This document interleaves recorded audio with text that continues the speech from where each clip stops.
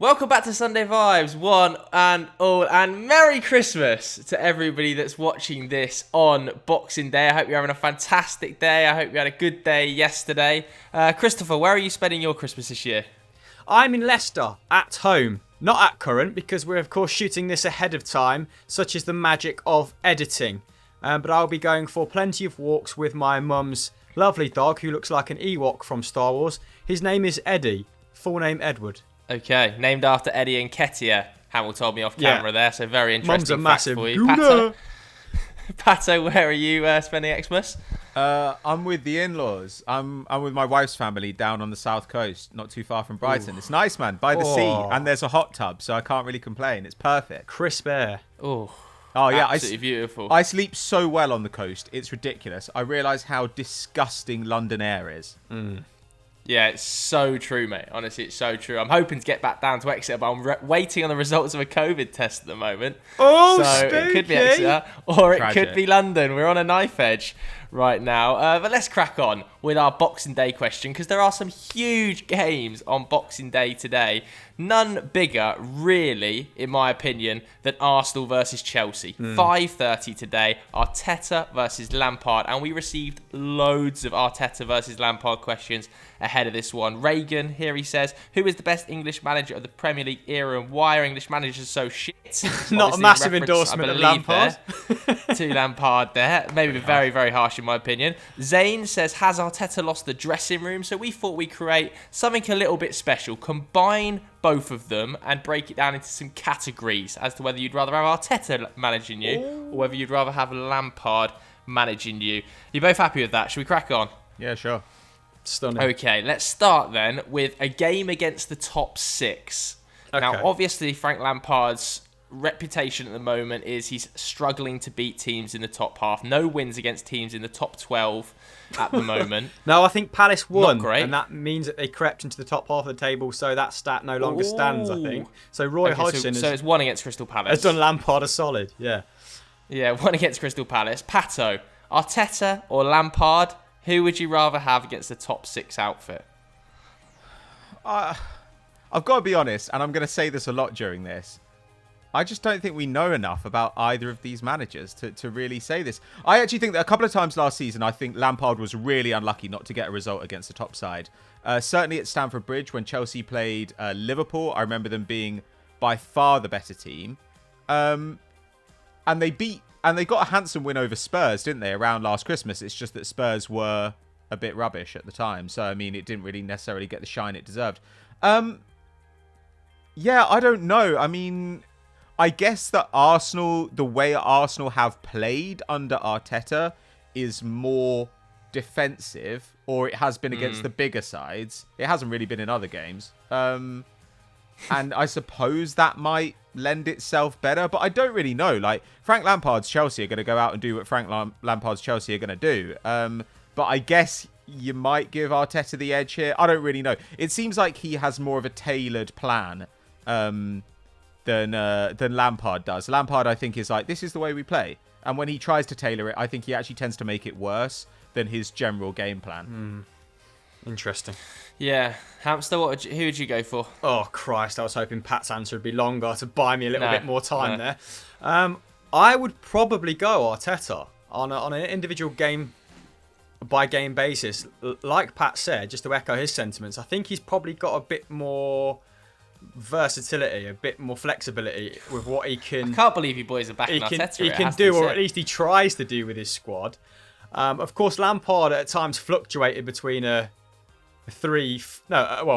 back three, back five, didn't he, last season, I think, on 7 or 8 occasions before reverting to the 4-3-3, particularly with N'Golo Conte coming back this season. You know, it looks absolutely fine now, although, as we discussed on Sunday Vibes with Zach, there's still a little bit of a question mark over the chemistry of that forward line and Kai Havertz's role on the right, Timo Werner's role on the left. Is Giroud really the answer down the middle, or is that just slapping a patch on things?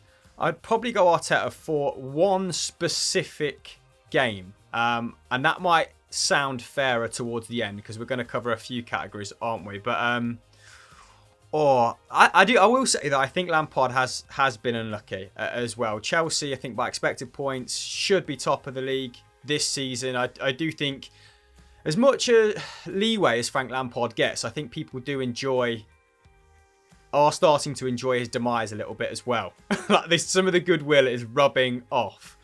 And I think, you look at the shots they take, the shots they concede, they're very much a top 4 side. But I think he can squeeze more out of that team, given the personnel he's got, and he's not doing it at the moment. But that's not really swung it for me. I'm still going to go Arteta. Can I just go back to that initial question where somebody said, like, why are English managers so I think it's a really weird time to make that argument. Like, I think that Lampard, I don't particularly rate Lampard. To be honest, I don't particularly rate Arteta. Or at least the jobs they're doing at the moment. I'm not very impressed by either of them. But I think Lampard's at the very least like a competent manager. Graham Potter, I think, is a great manager. Steven Gerrard is a really promising manager. Like, it seems like such a weird time to say, God, look at all these English managers. Why are they so bad? Like, when actually, I think for probably the first time in a generation, you're getting English managers who are not just part of the old guard, but are generally innovative.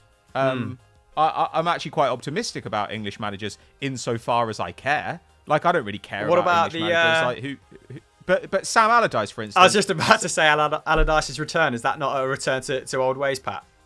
It is in a way, but Sam Allardyce is still effective. Like, it annoyed me more when people like Mark Hughes, not English, admittedly, and Chris Hughton, apparently not English, but sounds very English, when they were getting jobs, because neither one of them ever got good results as a manager. Neither one of them was very successful. Whereas Roy Hodgson and Sam Allardyce have continued to have success in their football. And as a result, like, I think I don't really get the criticism for them, because say what you like about Sam Allardyce, he keeps teams up. Say what you like about Steve Bruce, he gets teams promoted. Roy Hodgson can create a defence out of literally nothing. So I think all those guys, there's got to be an element of pragmatism here, like what works, and they all have continued to make their football work. So I kind of want to give them credit for that. The fact that Alan Pardew totally agree. had to go to the Eredivisie as well to get a job does suggest that people are becoming more open-minded to employing younger managers like Graham Potter. Was he sacked by Den Haag? Was it Den Haag? I'm not sure. It's not really relevant, is it? I think he kept them up and left mutual consent. It doesn't matter. But yeah, I think Allardyce, out of that old guard that used to kind of continuously get jobs, that used to continuously block young English managers from progressing up the divisions, despite their cries that it was foreign imports. There's a generation of fans that probably won't know that he was really forward-thinking as a manager when he first got the job right, when he went from Notts County to Bolton, and his stint in the MLS, or I don't know if it was the NASL, sort of shaped his thinking with regards to sports science. And that's why he signed a bunch of old guys who were super effective at Bolton, right? That still had, when he signed Gary Speed, I think he was still completing like 14 kilometres a game, and he was the only guy that saw value in that in the transfer market. And for like 3 to 5 years, he kind of had free reign to pick up these guys, didn't he? So, he was at least progressive once. But Arteta, Lampard, let's go back to him. Yeah, let's go back to him. Just to give my opinion on Arteta Lampard very quickly. It's obviously hard to compare them because the calibre of squads are so different. Like, Chelsea's squad is just in a different stratosphere, really, to Arsenal's, isn't it? Especially at the moment. So it is hard to compare them. I do think, like you said, Hantmall, maybe Lampard gets a little bit unfairly criticised. I think his side scored the second most goals in the Premier League this season. I think by expected goals against, they've got the second best defence in the league this season. So, yeah, I would probably go Frank Lampard for most of these answers at the moment. But a cup final, they met and Arteta won. So if the next category is a cup final, do we have to then go Arteta because he's actually done it? He's beaten him. I guess I don't really see the difference here because like a cup final is a one-off game in the same way that a game against the top 6 is a one-off game. Again, like I feel like my argument kind of applies, but you're right. It's so difficult to separate this from other factors going on. Like if Conte got injured now, then maybe in 6 weeks we'd be saying, Jesus, like Lampard can't put a defence together because I do think that Conte has basically solved that defence.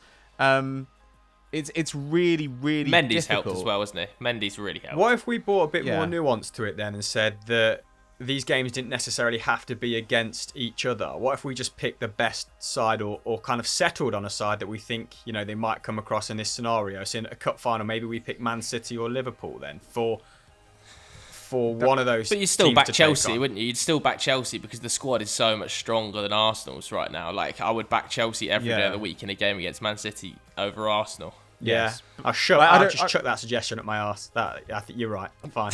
Yeah. Should we move on from this one? Because I feel like it's basically the same. Yeah, go on. Shall we move on to a totally different one then? A game you're expected to win. So let's say favourites, interesting. where they are playing potentially Sheffield United, or they're playing Fulham, where they should be coming out and walking all over them.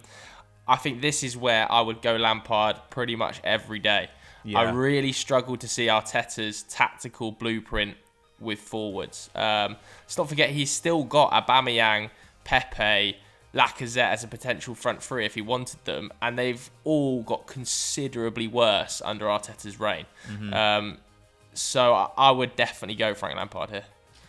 What would you say at the moment about fans that are actually giving Arteta a little bit of leeway because of like Lacazette's inability to finish, Pat? And when I say fans, I mean Dave Jackson on Winners and Losers. Like, he's saying there's nothing Arteta can do about the Frenchman not being able to finish from 8 yards. And I think he was referencing Kieran Tierney's cutback against, who was it? Burnley. Who did you narrowly lose to or draw against? I can't remember. But Burnley. But yeah, do you think it is a little bit like Lampard last season, where it's the personnel letting him down rather than the system? Because it seems to be both. Yeah, I think it's a little bit of both. Like, Arsenal, I think, have scored I think it's 11 goals from 14 or 15 expected goals. So I suppose they're a little bit behind. I don't really get people whining about one chance a forward misses, because frankly, in a game against Burnley, you should be creating lots of chances. Like, when your forward misses a chance, nobody said under Wenger, my God, that forward missed that chance, because Arsenal were constantly creating tons and tons of chances. So I mean, I have sympathy in other factors. I do think the squad is broken. There's no creator.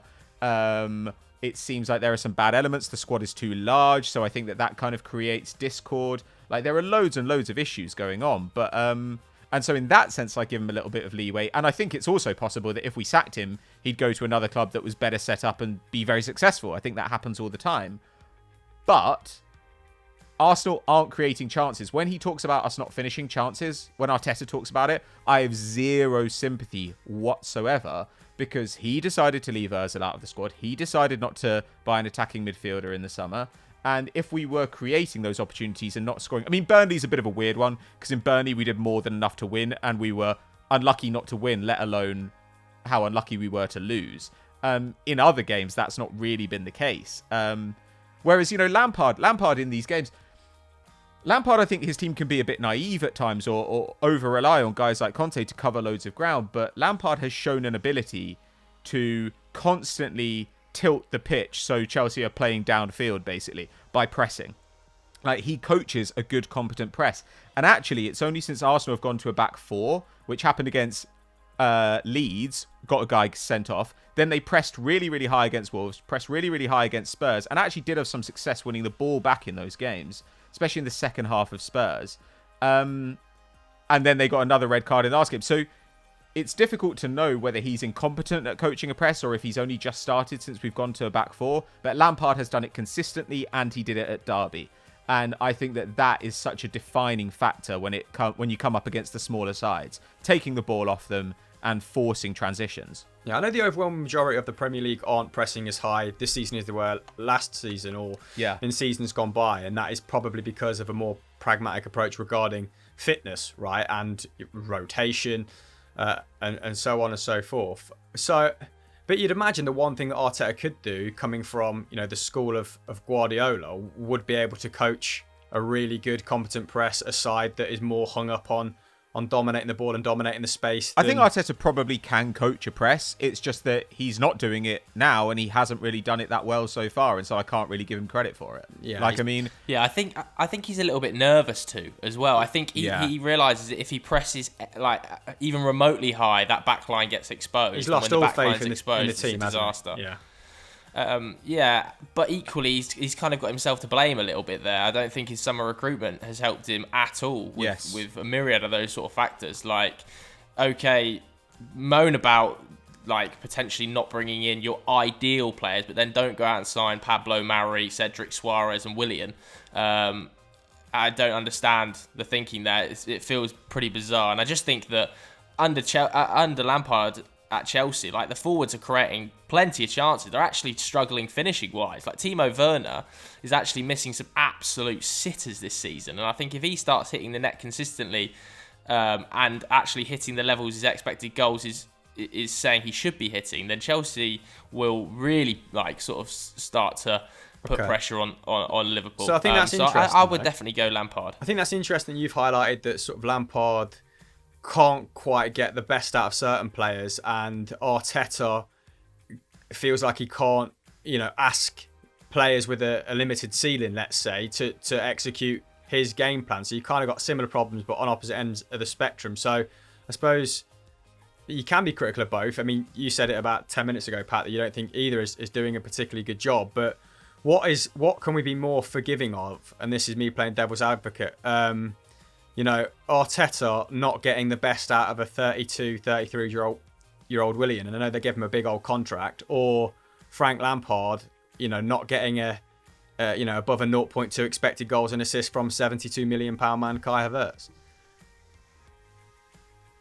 Yeah. Well, I definitely think that you can be more forgiving of Frank Lampard, because without Havertz, even though Havertz is struggling, he's getting big production out of other players. Like he's getting big production out of Mason Mount, who prior to Frank Lampard, he's getting okay production was still out of playing in the Mason. Championship. Yeah, but in terms of his role in the team, it's big. You might say he's not getting the goals and assist numbers, but he's been incredibly influential on this Chelsea team that are definitely a title contender this season. Yeah. Okay, but then if you're talking about that, you could equally say, well, like Arteta's getting good production out of Saka. Like, I mean, I kind of give them the benefit of the doubt in both, right? Because you feel like Chelsea to some extent buy players that they think they should buy. Like I'm sure Lampard has a say in who they buy, but I'm not sure that he had a specific plan and he was like, I need Havertz, and Havertz is going to fit right into my plan. Like, they bought Havertz because he's a star for the future.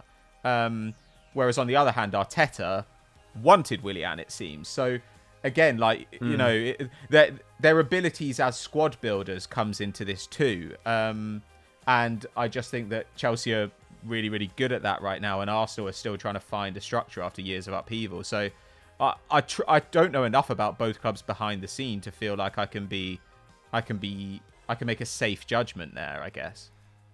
Okay, so let's go on to the next category then, because it flows quite well off the back of that. Betting in the next generation of talent. Who would you trust more with it? Because I feel like I actually think Frank Lampard's done a pretty good job of this at Chelsea, betting in youngsters. Maybe more out of its hand being forced because of the transfer ban, but certainly has betted in a number of Chelsea youngsters, and more so than any other Chelsea manager in recent years. Whereas Arteta, maybe he doesn't have the same calibre of youngsters, so it's a little bit harder again to kind of match them up.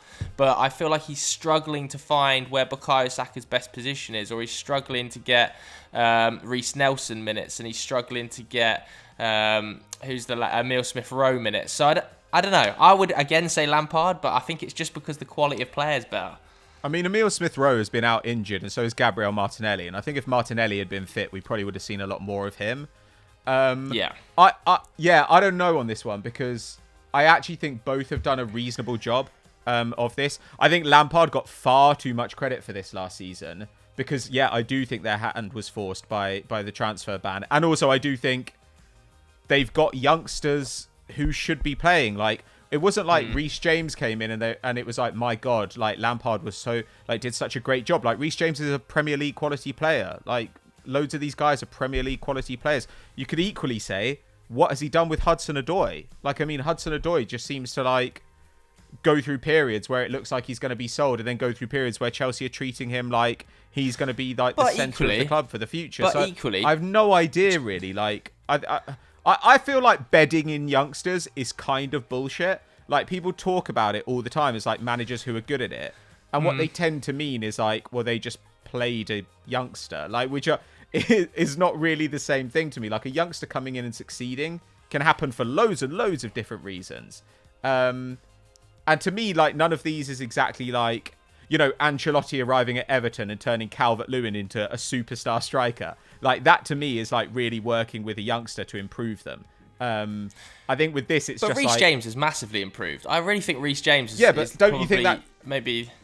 I don't think he would have said 12 months ago that he was going to be potentially the best or second best right back in the league. I think that Frank Lampard's done a great job there. It would have been very easy for Frank to come in and just stick with Cesar Azpilicueta as the right back. But you could equally... An experienced head. But you would equally expect that somebody after a year of Premier League football would improve. Like, I mean, players improve a lot at that age, and then a lot of managers get credit. So, like, if Bukayo Saka's a regular in the Arsenal first team for the next 2 years, people are going to be like, wow, Arteta did an amazing job with him. And maybe he has, but maybe as well, just playing week in, week out makes you good. Like, that does seem to be the case. So it's the same way that basically everybody who's ever been manager at Man United while Marcus Rashford there has taken credit for Marcus Rashford being good. And I just think that Marcus Rashford played a lot and is really talented. Yeah, I know what you mean. I personally would give Lampard quite a lot of credit for Reece James's progression, but I can see your argument.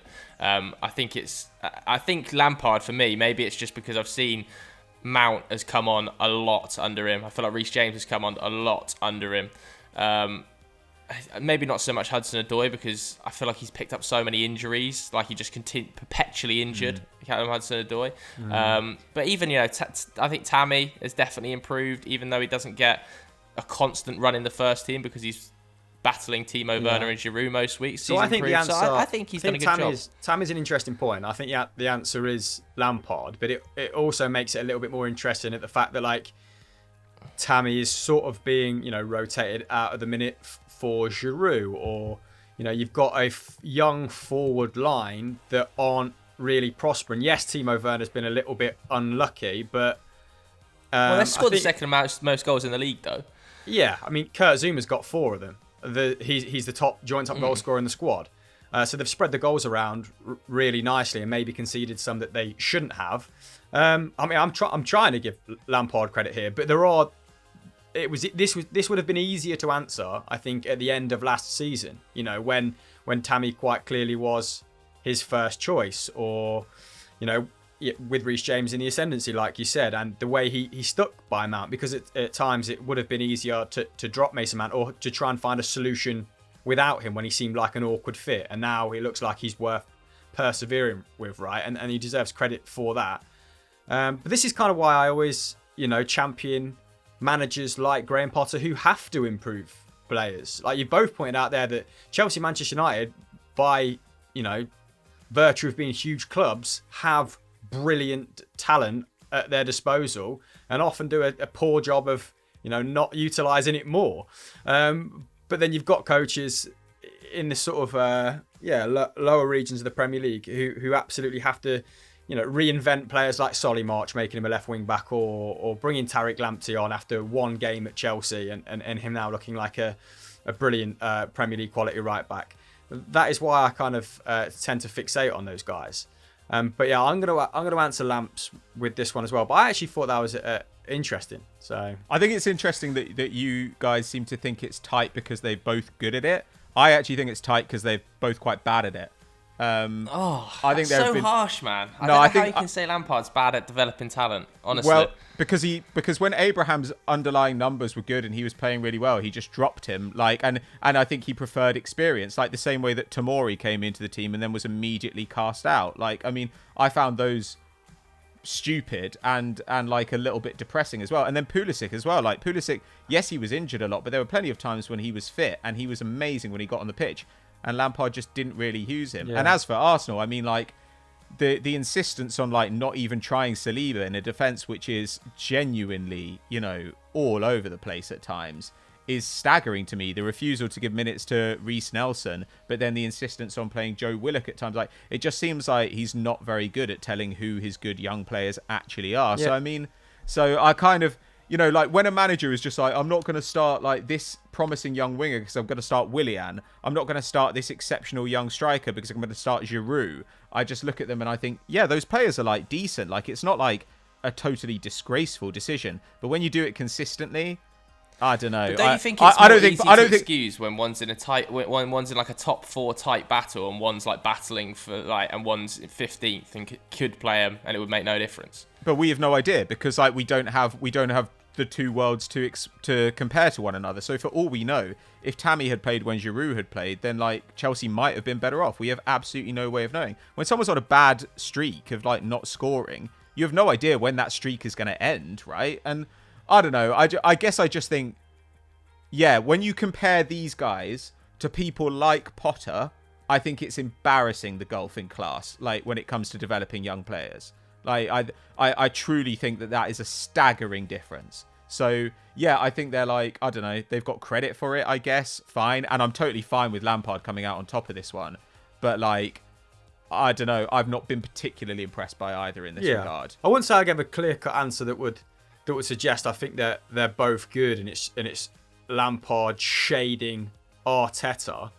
But I think at the moment, like his reputation as a developer of talent hangs in the balance. And let's see what he does at the tail end of this season. I mean, I was going to bring Tomori up because what is it? 1 appearance at the start of this season, and then drafted 36-year-old Thiago Silva sort of straight into the side, and all of a sudden he's the linchpin. Yeah, but you've got to find a balance, haven't you? You've got to find a balance. I think that's it. And he's got 3 or 4 youth players that he's developed in that starting 11 every week. And but you could say by the same token, I agree. You could say by the same token that he's phased Azpilicueta out to bring Reece James in, right? So it's just not very clear cut. Like, I'm not going to dismiss Lampard, but equally I do think he shades Arteta in this particular question. All right, let's move on to the next category then, before we get too stuck on that one. Clearing out dead wood. Which would you trust more? Again, I'm going to err on the side of Frank Lampard here. Just purely from the summer that's just gone, I think he did a much better job clearing out dead wood at Chelsea than Arteta did at Arsenal. Arteta really struggled with it. In fact, I think he signed quite a bit of dead wood as well. Whereas Frank successfully managed to move on, Pedro, Willian. I know the contractual situations definitely helped those ones, but Bakayoko, Victor Moses as well. Batshuayi went to Palace. He managed to get Ethan Ampadu, bit of game time at Sheffield United, even though they're struggling badly. Ross Barkley's got a good move to Aston Villa. This is Edu versus Granovskaya, right? Like this. This isn't Arteta versus Lampard. It's not really Arteta versus Lampard, is it? But he tried. And equally, done a great job there. And equally, I agree that like Arteta in some ways has made Arsenal's situation worse by bringing in Deadwood. But let's not forget that Chelsea also offered Willian another 2-year contract. So I mean, I don't know. I think it was a really weird summer. Like Chelsea are going to have to try and get rid of Kepa at some point. That's going to be an interesting one. I just think that this is impossible to say. And all those players who've gone out, like most of them have gone out on loan. Arsenal, we will see how good Arsenal are at getting rid of Deadwood. But again, they're going to be massively helped next year by the fact they've got a load of useless assholes out of contract. So, I mean, So, equally, the sales of Martinez, Guendouzi and Torreira look questionable now. Well, we didn't sell Guendouzi or Torreira. Like, they both went out on loan. The exits of them loans, yeah. Yeah, I mean, I agree in some senses. Like, I think we should have kept both of those guys. Martinez, I don't have an issue with. Like, I don't think Martinez is like notably better than Leno. Like, I said this to you on the podcast, didn't I, Pat? That like at the time, when all the goodwill was with Arteta after the cup win, after the Community Shield win, like it felt like he was clearing house, but then also didn't bring in enough personnel to sort of warrant those that he'd shifted. And then did he unnecessarily sort of sow the seeds of discontent by getting rid of a young Torreira, by getting rid of a young Guendouzi, because the seasoned veterans in the camp, like Socrates and Ozil, clearly weren't with him. And then, he dismisses Saliba as an Emery signing, as well as the names I've just said, and all of a sudden he's not exactly a champion of the youth either. So I think, unfortunately for him, like his situation seems much more political and cultural than Lampard's, where Lampard seems to have walked in. He's got Granovskaya, who's a deft hand in the transfer market, ready to support him, and the weight of Abramovich's purse behind him. Yeah, I would agree with that. Again, I can't stress enough how unimpressed I am with both of these managers. But at least Lampard is like he's at par. That's what I'll say for him. I guess he's at par. Okay. Do we want to do any more categories, or should we just come to a head on who we think is doing the better job? I guess. To me, like this comes down to as well, like if I say like Lampard's better, am I saying that like if I were hiring a coach for like, you know, Liverpool tomorrow, that I'd hire Lampard over Arteta? Because I'm not convinced I would do that. You know what I'm saying? Like it's, you know. Let's have that question. If Jurgen Klopp left tomorrow and you've only got Lampard and Arteta on the table, Gerrard. who'd you pick? Dissolve the club.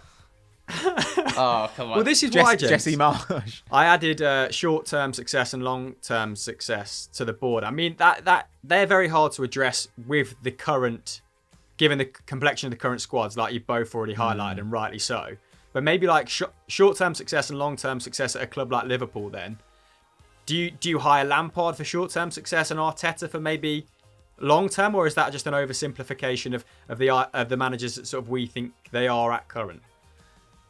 Yeah, I think right now you hire Lampard in both categories. Yeah, I think Lampard's team at the moment is playing at its talent level and Arteta's is playing below. And we can come up with loads of reasons why that might be the case. And I think it probably is the case to at least some degree. But you can't ignore the fact that, like, Arsenal's squad is bad, but Arsenal's squad is probably like 8th or 9th bad. And they're currently playing like 14th, 15th.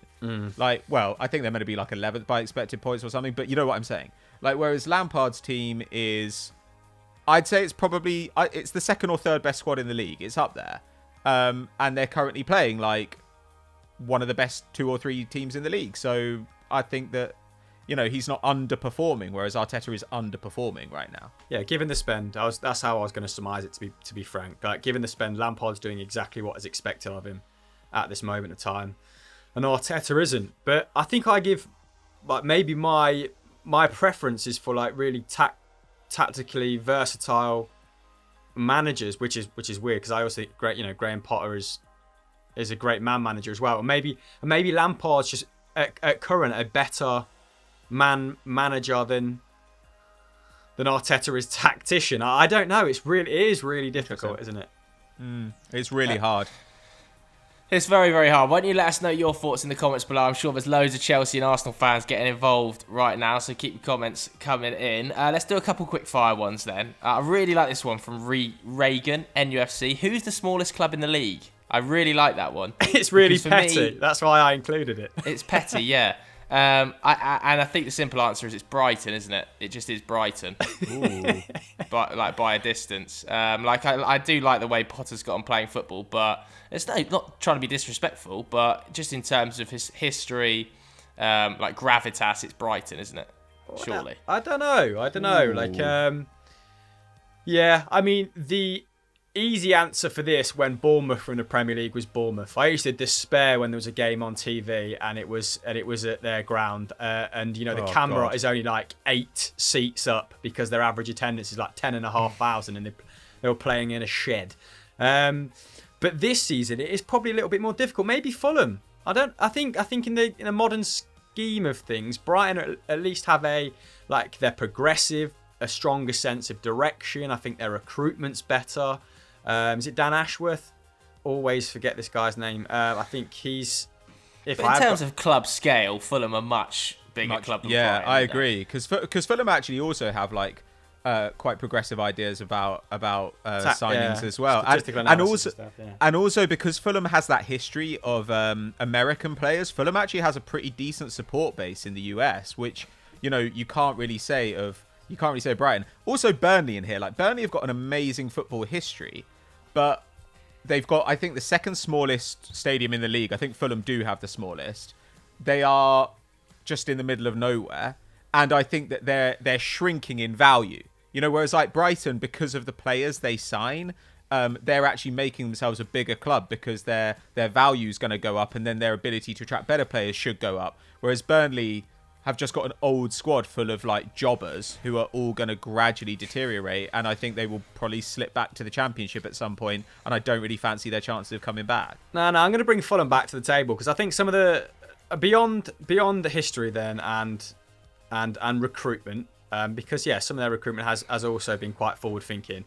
I think the way they run their club sometimes pretty small time. Can't look beyond the Michael Jackson statue, which is not the current regime's fault, is it? That eventually came down, but sort of tweeting out in the summer that we didn't get our first and second choice centre halves, and now we've kind of got to settle for these guys.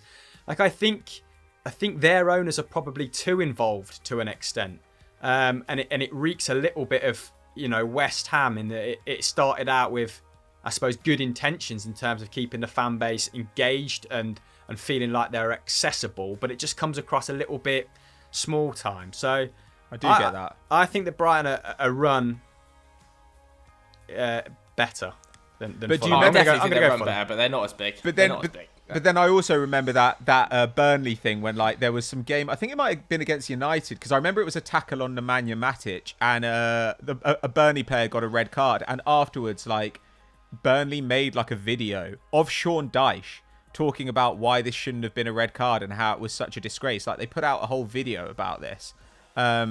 And I remember at the time thinking, Jesus Christ, this is what I'd be like as a manager, where I'd be so furious that I'd be like, bring the cameraman in here, and I'm going to tell you. This is exactly what you'd be like. What you'd be like. I'd get fined every week for saying that referees were incompetent. You would be in the stands from match week 3 until the end of the season, mate. In my defence, referees are incompetent, and there are basically no consequences for that. But I remember.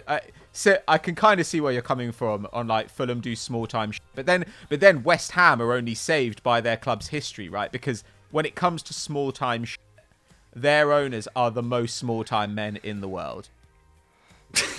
Right, let's move on to another quick fire. Let's move on to one more quick fire before we do a very quick personal, and then we'll wrap it up. Swagato says, "What are your thoughts on West Brom sacking Bilic?" I included this because I feel like you have the strongest feelings towards this whole sacking. You've been the harbinger of Bilic's doom for the last 2 months. Yeah, I just think Bilic had to go. I just didn't see what the positive was at all of keeping Bilic. I understand it's maybe a little bit harsh because he's not bottom of the league, and he's been messed around a little bit by the board, obviously with a few dealings behind his back, and didn't get the players he wanted in the summer. But still spent, I think, more than 5 or 6 teams that are all pretty much above him in the Premier League. I thought they were playing really poor football. I thought his tactics were all over the place. His use of Grady Diangana and Pereira this season has just been shambolic, to be quite honest. I didn't see the progression, and if they'd have gone down, would they have kept him to bring him back up? I don't think so. If they'd have gone down, they'd have probably sacked him and looked for a new person to bring them back up from the Championship anyway. So I think, never thought about Give it a go this season. Give it a go this season. If you go down, you can find someone else to bring you back up, because I don't think they would have kept hold of Bilic in the Championship anyway. I think that's a good point, because I think it's harsh, especially given the run of games he's had, which have been really difficult and have actually got some good results against some top sides. And there is 2 or 3 people in that team that have started to play really well. The goalkeeper, Furlong, a couple of the fullbacks actually. Gallagher. Yeah, exactly. So yeah, I didn't see enough to suggest they could put together a run. So maybe it is the right choice. I still, my overriding sentiment is been unfortunate, but yeah, I think West Brom are a Premier League club. How have they got away with not being the smallest club? Not even having being in with a shout. No way, West Brom. Not even in the conversation, West Brom, I don't think. Big fan base in the Midlands. Right, let's do a quick personal one, unless you've got any thoughts on Bilic, Patter. No, I think you've covered it all, man. All right, I'm going to mix this one up. We've got one down the script, but I'm throwing my own one in here. Ooh. What do you want for Christmas this year? You will have opened your presents yesterday. What is the one thing you wanted to come and open in the morning?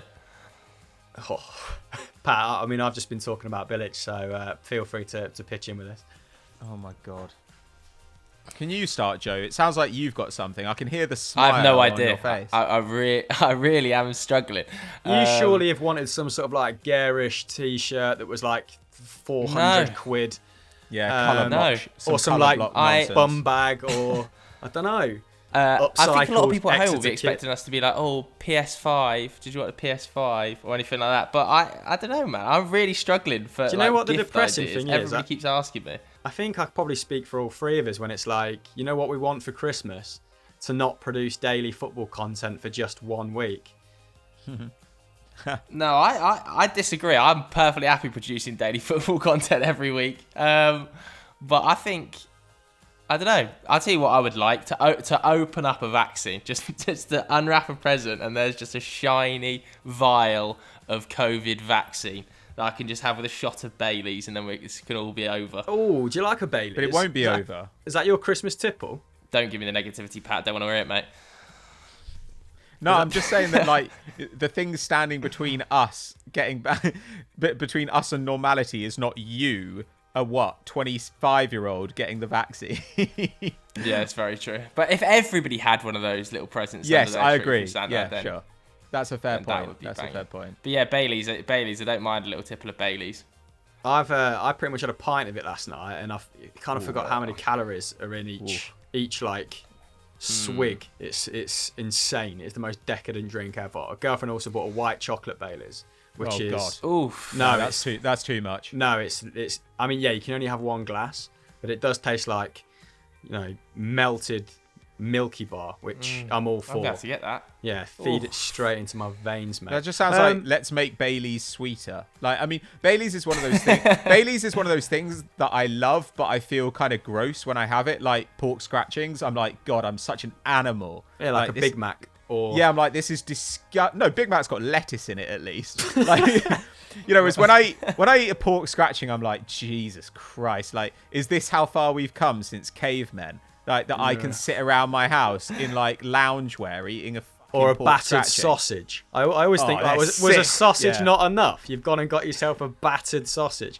It's a Such fucking a good battered idea, sausage though. chaser as well. Before I have my like 3 kilograms of cod. Yeah, Savaloy is that for me. Yeah, class.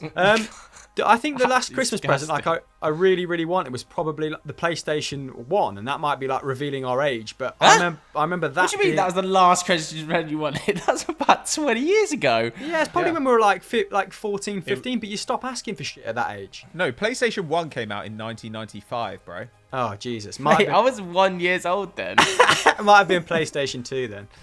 I'm talking about. I think it was PlayStation 2. Yeah, that was in like 2000. They came out like every 5 years back then. Yeah. So I mean, that was the last thing that like, when you're unwrapping a PlayStation, like when you've got no presents but that one box in the middle of the room because you've asked your mum for like this £200 thing. That's when like that's pretty high stakes. But now like I was actually disappointed last Christmas that I didn't get boxes. Like people complain about getting boxes and socks. I was really pissed off that I didn't get boxes. I've asked for a lot of socks this year, it has to be said. Nice. Like I've asked for at least 3 or 4 pairs of socks. Right, well, let's wrap it up there anyway. Let everybody get back to their Boxing Day football because it's an absolutely jam-packed fest today. I think it's United-Liverpool. Come on, the Reds. And it's also Chelsea versus Arsenal. If you enjoyed this video, hit that like button, please. Go and watch some other bits of our festive content. Pato, is there a podcast coming out around about now? Christmassy podcast? Yeah, there's an end of year podcast with Chris actually where we're talking about the best of the year, best players, best managers, all that kind of stuff, and some individual awards as well. So yeah, go and check that out. Thanks very much for your loyalty with the podcast this year. We've managed to maintain a loyal listenership like as an audio podcast and of course build a subscriber base on YouTube as well. So thank you very much for that. All right, yes. Hamster, anything to plug? Or are we wrapping it up? Yeah, I'll just reiterate the podcast plug. Me and Pat at the end, I watched it through today.